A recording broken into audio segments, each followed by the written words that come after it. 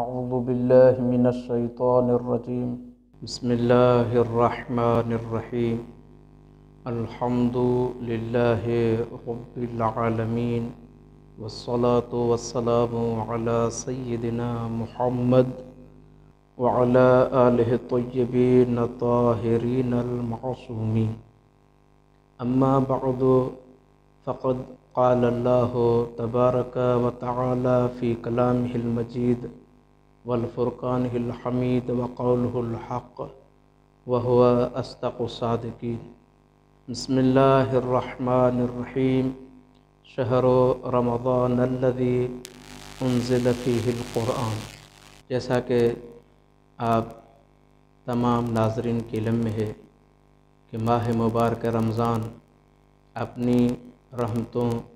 برکتوں اور بخششوں کو لیے ہوئے مسلمانوں کے ہاں اللہ تعالیٰ کی طرف سے ایک تحفے کی صورت میں آ چکا ہے، جس کے نزول کے لیے اور جس کی آمد کے لیے آپ تمام ناظرین کو ہدیہ تبریک عرض کرتے ہیں۔ یہ ہمارا پروگرام ماہ مبارک رمضان کے ایام کے حوالے سے ہے کہ ماہ مبارک رمضان میں سے ہر ایک دن کی کیا فضیلت ہے۔ آج آپ کے سامنے اس روایت کو بیان کرنے جا رہا ہوں جس روایت کے حوالے سے حضرت سعید ابن جبیر، جس نے حضرت ابن عباس کے محضر میں ماہ مبارک رمضان کے حوالے سے جب پوچھا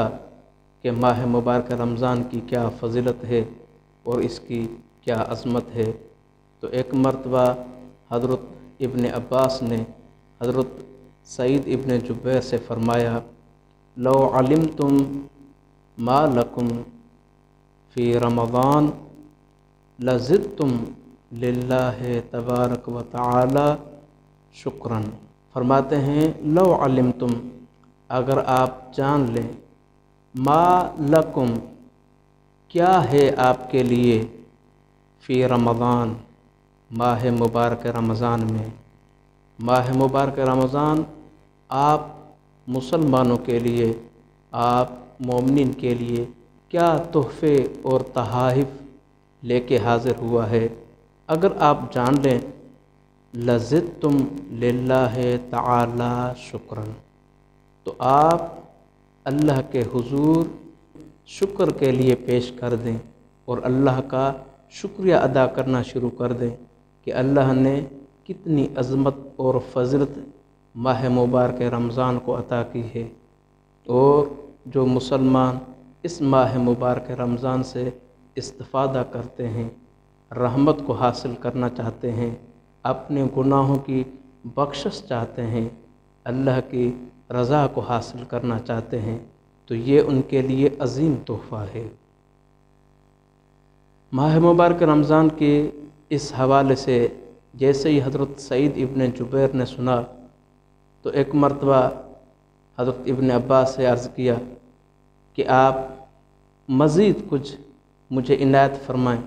کہ ماہ مبارک رمضان کی کیا فضیلت اور کیا عظمت ہے۔ حضرت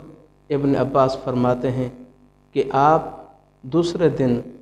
آمادگی کے ساتھ، ذہنی تیاری کے ساتھ آئیے گا، اور میں آپ کو آپ صلی اللہ علیہ وآلہ وسلم کی ایک ایسی حدیث سناؤں گا جس حدیث کے سننے کے بعد آپ کی دل بہار ہو جائے گی، جس کے بعد آپ کے سامنے ماہ مبارک رمضان کی عظمت اور فضیلت آشکار ہو جائے گی۔ حضرت سعید ابن جبیر دوسرے دن نماز صبح کے ادا کرنے کے بعد حضرت ابن عباس کے محضر میں حاضر ہوتے ہیں اور عرض کرتے ہیں کہ فرمائیے آپ صلی اللہ علیہ وآلہ وسلم نے ماہ مبارک رمضان کے حوالے سے کیا ارشاد فرمایا۔ حضرت ابن عباس فرماتے ہیں، سمعت رسول اللہ صلی اللہ علیہ وآلہ وسلم، اے ابن جبیر، میں نے آپ صلی اللہ علیہ وآلہ وسلم سے سنا، آپ فرما رہے تھے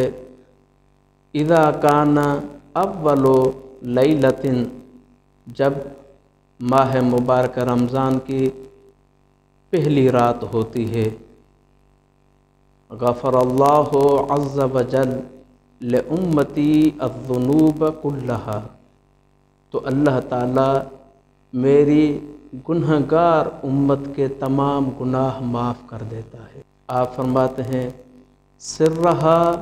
وعلانیتہا، چاہے وہ گناہ ہو جن کو اس گنہگار انسان نے چھپ کے انجام دیا ہو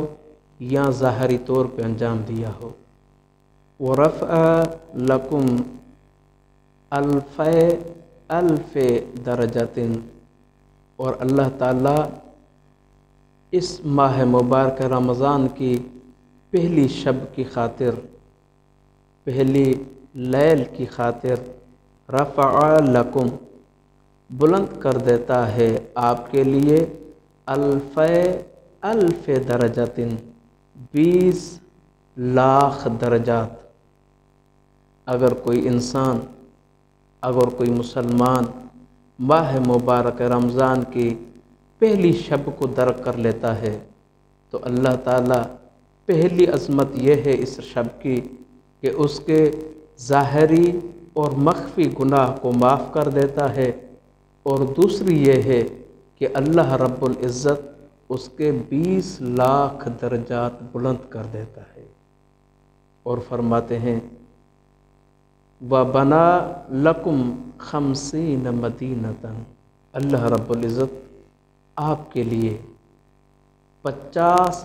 شہر تعمیر کرتا ہے۔ یہ فضیلت فقط پہلی شب ماہ رمضان کے لیے ہے۔ تو اللہ تعالیٰ نے